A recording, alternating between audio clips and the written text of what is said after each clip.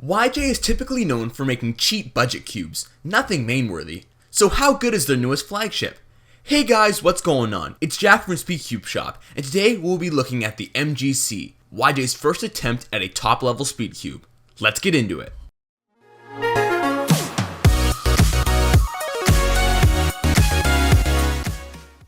A few months ago, SpeedCubeShop teased the cubing community about testing the YJ MGC, the company's first attempt at making a professional 3x3. For months we awaited the release of the cube, and after many pushbacks, it's finally arrived. So has all the hype been worth it? Let's find out. The YJ MGC is a 55.5mm puzzle, making it right around the average size for 3x3s these days. It also weighs 2.9 ounces. For context, the Ganair SM weighs 2.7 ounces, and the Moyu Weilong GTS2M weighs 3.1 ounces, so this is definitely a fairly light 3x3. It is also available in black and white plastic and features a mix of fluorescent and dark sticker shades. Because of its cap piece design, a stickerless option is not possible. The cube is also priced at $14.95, which makes it one of the cheapest magnetic cubes on the market right now. The box of the MGC is really nice and it feels high quality.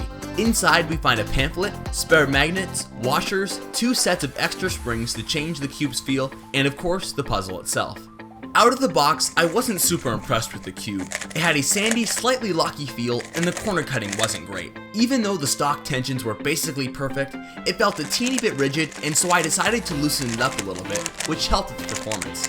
Another thing that was present on the MGC was some spring noise, so I put some weight 5 on the screws of the cube, and that eliminated most of it.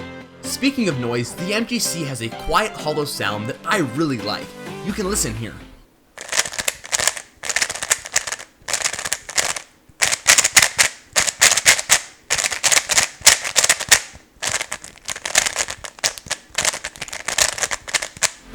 Once there was some better lube in the cube, it flowed a lot better and it has a thick, smooth, stable feel. Loosening the cube allowed corner cutting to be past 45 for forward cuts and just around line to line for reverse cuts. Surprisingly, I've had 5 pops on the MGC and all of them were the result of roughly spamming TPS on looser tensions. These types of pops have also happened to me on a Bulk Power and UHL Pro, and both of those cubes are pretty loose as well. At first I didn't think it was something to worry about, but now I'm not sure.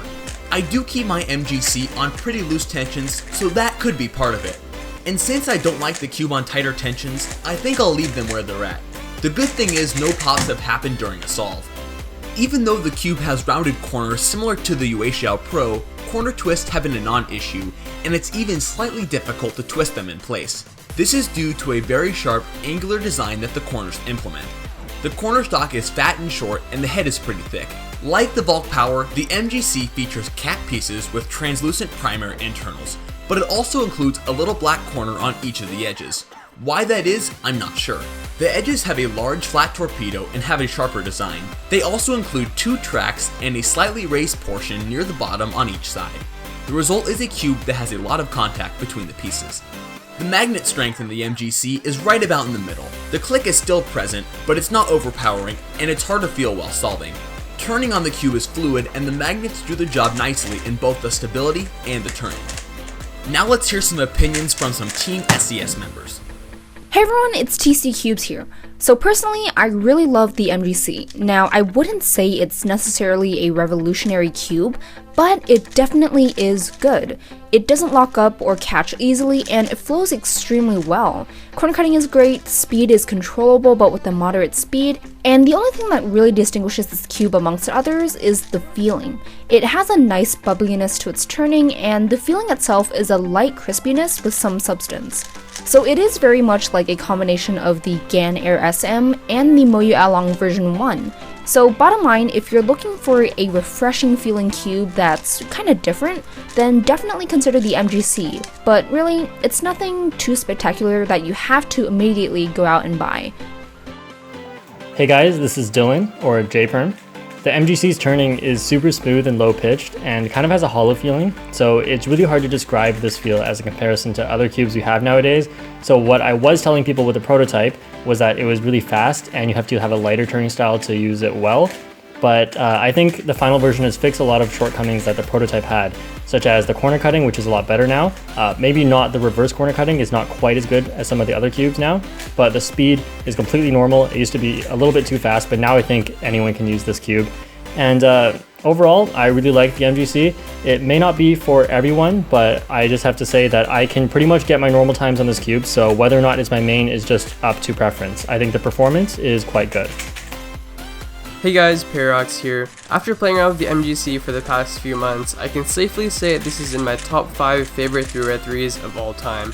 Out of the box, it was a fast, quiet, and very smooth feeling cube, which was alright, but after a few hundred solves of breaking in and going through a few different setups, I found that Lunar and Martian worked the best for me since they brought back the speed and light turning it had out of the box, but it also gave the cube a clickier feel, which I really enjoy now. The MGC to me feels like a mix of the SM and Valk Power M. It has the tactile feeling of the SM while still feeling fairly smooth like the Power, and the speed is somewhere in the middle of the two cubes. Although I prefer the feel of the GTS2M over this as a main, I highly recommend the MGC, and the only drawback I see with it is that it's not available in stickerless plastic. Hey guys, what's going on? It's Jack. I've had the MGC for a few weeks now, and despite the popping issues I've had, I can confidently say that the YJ MGC is my new main 3x3. I just love how the cube flows so nicely on my looser tensions, and is just a joy for me to solve. I just love using it. And it's also pretty quiet, which I really like, yet it's not so silent that you can't hear the layers moving. So far I found that I like the cube a little dry with a little bit of solar or galaxy on the pieces. The weight 5 also seems to work well for the core. I have tried the tighter springs, and even though the cube wasn't that different after I changed them, they took the puzzle in a little bit of a wrong direction for me, and I like the stock ones better. Overall though, the YJ MGC is a really good cube, and it for me is just too nice of a cube not to call my main. And for 15 bucks, you really can't ask for more. Thanks so much for watching everybody, and we hope you enjoyed the video. If you'd like to purchase the YJ MGC, the link will be in the description below.